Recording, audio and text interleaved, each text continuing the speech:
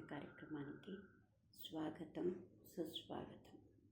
యథావిధిగా మనము ఒక మంచి మాటను ఈ ఆత్మావలోకన కార్యక్రమంలో గుర్తు చేసుకుంటుంటాం.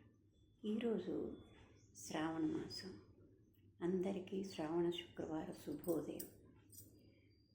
ఈరోజు మనము ప్రతి పండగ మనకు ఒకటి నేర్పిస్తూ ఉంటుంది.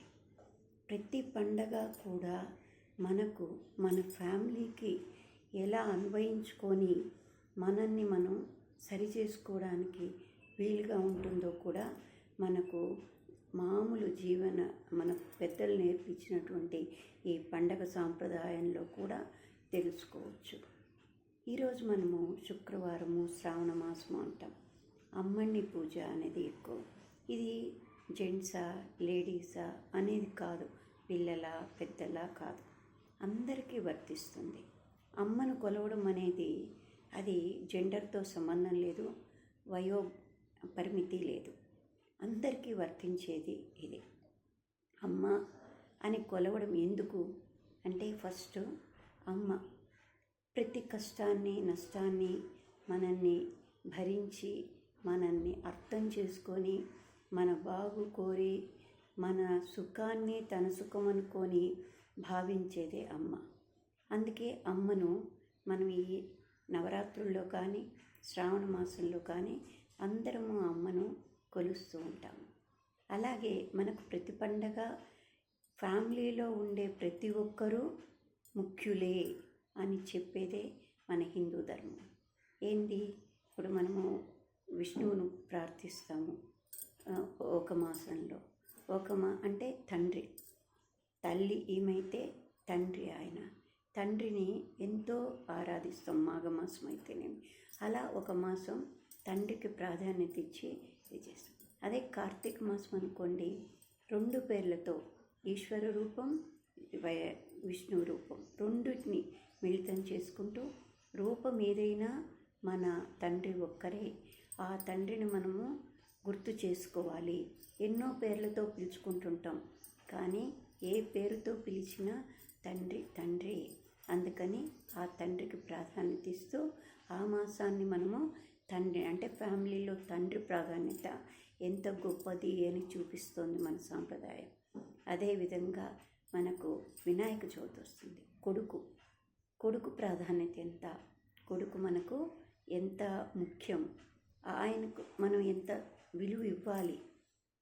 కుమారుడు అనేది ఊరికే కాదు, వారికి ఉండే బాధ్యత వారికి ఉంటుంది. అలాగే ప్రతిదీ కృష్ణాష్టమి వచ్చింది, ఉట్టి కొడతాం.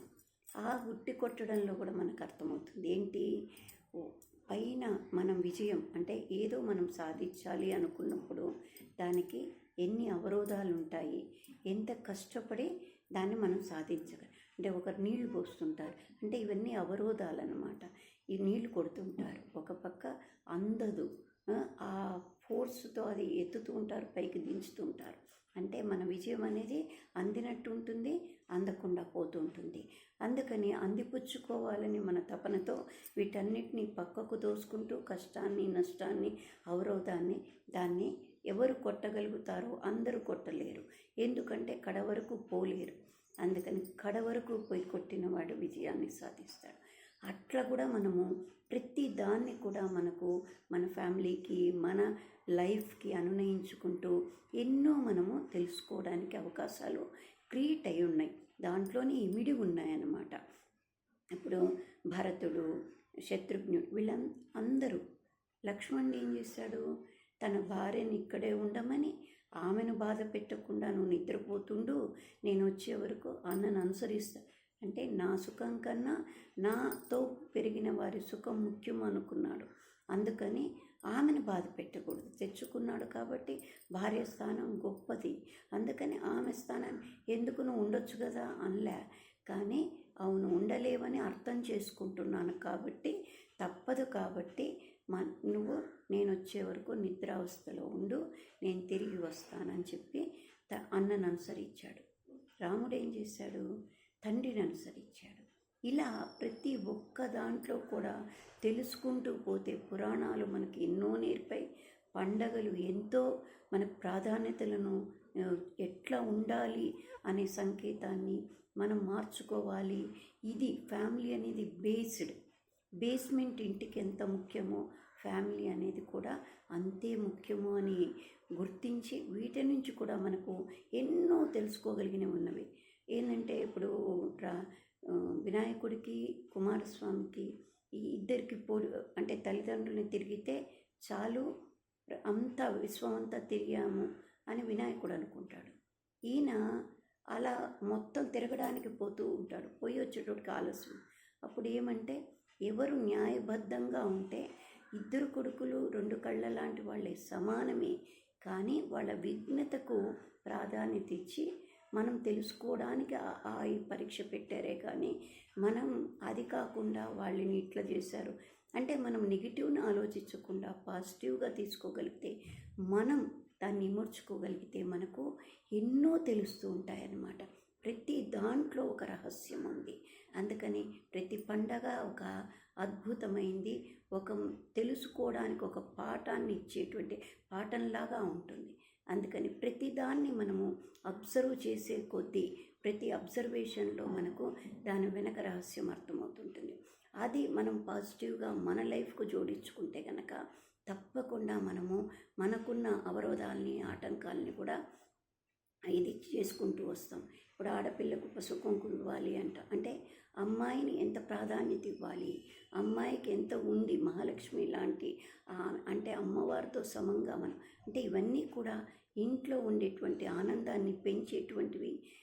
ఆ పేరు పెట్టి అలాంటివి మనం సాంప్రదాయం అనే ఇదితో అలవాటు చేసుకోగలిగితే ఇల్లు ఎప్పుడు నిత్యనూతనంగా ఆనందంగా అంటే ఏ మనసుకు కష్టం కలగకుండా ఉండడానికి ఉన్న దాంట్లో ఎవరు ఎలా చేయొచ్చు అనేది చెప్పారు.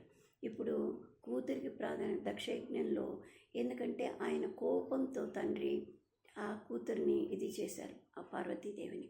ఆమె చాలా బాధపడి, అంటే తల్లిదండ్రులు కూడా అమ్మాయిని బాధ పెట్టకూడదు. అలానే పాండురంగ మహత్యంలో మనకు ఏం చెప్తారు, తల్లిదండ్రుల్ని బాధ పెట్టిన వాడికి ఎన్ని అవరోధాలు ఉన్నాయో చూడండి. అట్లా ప్రతి ఏది చూసినా, ఏ పండగ చూసినా, నాగుల చవితి అంటాం, నాగపంచమి అంటాం, నాగుల్ని మనము పూజిస్తుంటాం. ఎందుకు? అది విష జంతువు అని తెలుసు కదా, అయినా కూడా ఎందుకు అది మన జోలికి రాదు. అది ఏవి ఉంటే అంటే ఎన్విరాన్మెంటల్లో ఏది దేన్ని అధిగమిస్తుంది, ఏవి తగ్గియాలో అవి తగ్గిస్తుంటాయి, ఏవి పెంచాలో అవి పెంచుతుంటాయి. అందుకని ప్రతి చోట ప్రతిదానికి ఒక ప్రాధాన్యత ఉంది. అంటే అది మనం గమనించుకోగలిగితే అంటే అది మన జోలికి రాకుండా ఉంటుంది అని మనం నమ్ముతాం. నాగుల పండుగను చేసుకుంటాం, అది సుబ్రహ్మణ్యేశ్వరుడుగా భావిస్తాం.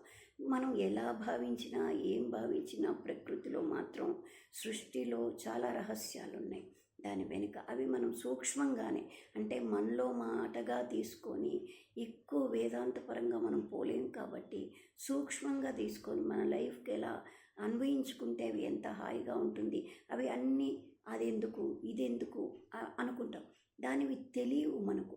కాలక్రమేణంలో ఏంటంటే ప్రతిదీ కూడా దాని లోతును గమనించకుండా ఓహో ఇది చేయమన్నారు చేసేసాం, పూజ చేస్తుంటాం, మనసు ఎక్కడో ఉందనుకోండి, దానివల్ల ఉపయోగం ఏంటి? అందుకని పూజ అనేది అంతర్శుద్ధిగా అది ఒక్క నిమిషం చేసినా, ఒక్క నిమిషం ఆలోచించగలన మంచి గురించి, అది తప్పకుండా బాగుంటుంది, మన లైఫ్కు బాగుంటుంది. అందుకని ప్రతి దానికి ఒక ప్రాధాన్యత ఉంది. ప్రతి పండగ వెనుక ఒక రహస్యం ఉంది. దీపావళి ఉంది, క్రాకర్స్ కాలుస్తాము అంటే ఇప్పుడు పొల్యూషన్ అయిపోయింది. ఒకప్పుడు న్యాచురల్గా ఉండేవి, ఇప్పుడు అన్ని కెమికల్ వచ్చాయి కాబట్టి దాన్ని పోయింది. అప్పుడు వెలుగు చిమ్మాలి, ప్రతి ఇంటి ముందు వెలుగు కళకళలాడుతుండాలి అనే ఒక సంకేతం ఇస్తుంది అది.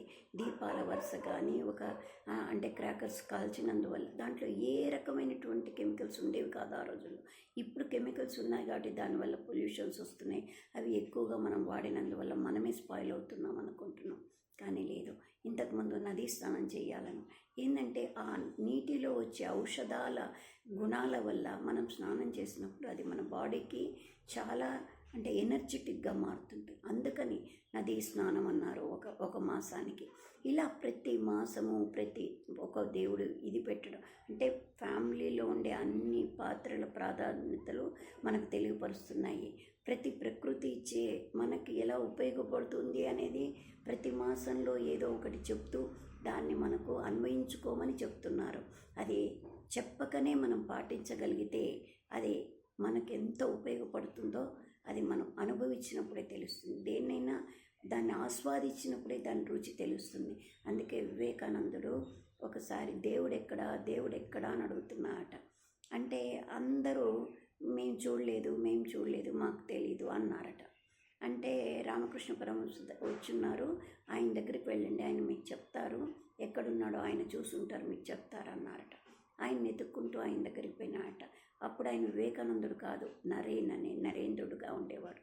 కానీ అక్కడికి పోయి ఆయన్ని అడిగితే ఆయన అన్నమాట, నీ బంధాలకు వాల్యూస్కి నువ్వు తగ్గించొద్దు, వాటిని అన్నిటినీ నీ బాధ్యతలు నెరవేర్చుకో, అప్పుడు నీ బాధ్యత అన్నీ చేశాక నా దగ్గరికి రా అన్నమాట. అన్నీ ఎవరికి చెప్పాల్సిన వాళ్ళకి చెప్పి, ఎవరికి చేయాల్సిన వాళ్ళకి చేసి తిరిగి మళ్ళీ వచ్చాయట. వచ్చినప్పుడు ఆయన ఇప్పుడు చెప్తారా స్వామి అని అడిగాయట. అప్పుడు ఆయన అన్నమాట, ఇదే చెప్తే తెలీదు, నువ్వు అక్కడ కూర్చొని నీ ధ్యానంలో ఉండు, తర్వాత నువ్వు తెలుసుకున్నప్పుడే అప్పుడు నేను చెప్తాను అన్నమాట. కాసేపు కూర్చున్నాడు, అలానే కదలకుండా నిదానంగా చూసుకున్నాట. అప్పుడు ఆయన మనసు ఏకాగ్రతతో నిండిపోయింది, కాన్సెప్ట్. ఎందుకంటే ఆయనకు దేవుడెక్కడ అనే క్వశ్చన్ ఉంది కాబట్టి. లేదనుకోండి ఊరికి కూర్చుంటాను లేచొస్తాను, కానీ ఆయనకు ఆ తపన ఉంది కాబట్టి కూర్చున్నాడు. కూర్చున్నప్పుడు ఆయనకు ఒక అతీత శక్తి ఆయనలో ఇదైంది. అది చాలా అద్భుతంగా ఆయన ఆస్వాదించాడనమాట. అప్పుడు తర్వాత నరేన్ అని పిలిస్తే ఆయన లేస్తే దేవుడు ఎక్కడా అని ఈయన అడిగాడు, రామకృష్ణుడు అడిగాడు. అంటే వివేకానందున్నాడు, అదే అనుభూతి స్వామి, మనం ఎట్లా చెప్పగలను నేను? అదే ఇప్పుడు బెల్లం అచ్చులు ఉన్నాయి, లేదు ఈ స్క్వేర్లో ఉంది, ఇది అచ్చుగుంది అని చెప్పగలను, కానీ దాని తీపిని నేను చూపించలేను కదా. ఎలా ఉంటుందంటే ఆస్వాదిస్తేనే తెలుస్తుంది అన్నమాట. అప్పుడు అంత అనుభూతిని పొందాడనమాట. అంటే ఏదైనా కూడా మనం తెలుసుకుంటేనే దాని వాల్యూ పెరుగుతుంది. ఎవరో ఒకరు చెప్తూ ఉన్నారనుకోండి, అది ఎంతవరకు ఇక్కడ వింటాము, ఇక్కడ పోతుంటుంది. కానీ అది మనసుకు తగిలినప్పుడు మనల్ని మనం ప్రశ్నించుకోవడానికి ఉపయోగపడుతుంది.